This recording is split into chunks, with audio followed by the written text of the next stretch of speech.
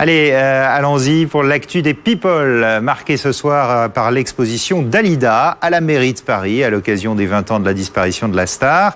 Et sur place, on vous retrouve bien évidemment Christophe Beaugrand. Bonsoir Damien, ce buste vous rappelle forcément quelque chose, et oui, nous sommes en ce moment à la soirée de lancement de l'exposition Dalida, une vie. C'est à l'Hôtel de Ville, dans les salons de l'Hôtel de Ville à Paris. Il y a énormément de documents qui retracent toute la carrière de Dalida. Regardez notamment ses lunettes à paillettes. Il y a beaucoup de choses, des disques, des photos personnelles, des documents prêtés par Orlando, le frère et producteur de Dalida. Une exposition où il y avait ce soir évidemment beaucoup de people, puisque c'était la grande soirée de lancement. Et regardez, nous avons quelques célébrités que nous avons interrogées. Certaines savent chanter du Dalida, d'autres beaucoup moins. Je vous laisse juger. Regardez. Il venait d'avoir 18 ans, il était beau comme un enfant, fort comme un homme. Dalida a cette espèce de faculté, a eu tellement de standards et de genres et de styles musicaux qui fait qu'elle est toujours d'actualité. Quand vous étiez gamin, vous écoutiez Dalida ? Oui, parce que c'était le seul moment où mon père disait « Taisez-vous, il y a Dalida qui passe à la télé ». Vous pouvez nous en chanter un petit peu de Gigi ? Je vous laisse chanter, non. Ça fait longtemps que j'ai fait mes adieux à la chanson.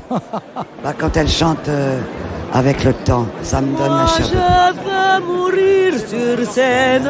Il venait d'avoir 18 ans. Il était beau comme un enfant, fort comme un homme. Ça m'a donné aussi envie d'être célèbre. C'était les paillettes à outrance. Vous pouvez nous la chanter 2 secondes ? Moi, je peux pas, j'ai pas de voix.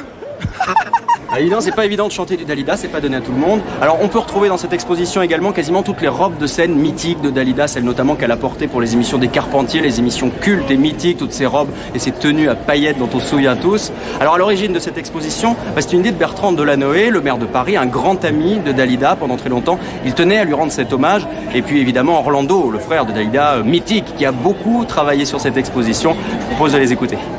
Dalida, qui 20 ans après son départ est encore une chanteuse à succès. On achète ses disques, on regarde les vidéos. Bon, c'est quand même un peu magique. Et puis j'y mets toute l'affection que je lui portais, puisque j'ai eu le privilège de partager et de recevoir de l'amour de Dalida. Je pensais que le moment était venu. Elle qui avait tout communiqué et partagé avec son public, il était venu le temps que je partage aussi celle qu'elle m'avait léguée avec son public. Voilà. J'attendrai ton retour. Oui, ça c'est une des bonnes idées de cette exposition. Il y a des espèces de petites cabines pour chanter des karaokés, les plus grands tubes de Dalida en karaoké. Il y a une pièce capitonnée avec un micro, c'est très organisé. Si vous voulez venir voir cette exposition, c'est tout simple. Il suffit d'aller dans les salons de l'Hôtel de Ville. C'est gratuit, en plus profitez-en et ça dure jusqu'au 8 septembre. Damien, je suis sûr que vous allez y aller. Ah ça, on va pas louper ça. Merci beaucoup Christophe. Ce soir, dans les salons de l'Hôtel de Ville de Paris. Regardez cette dernière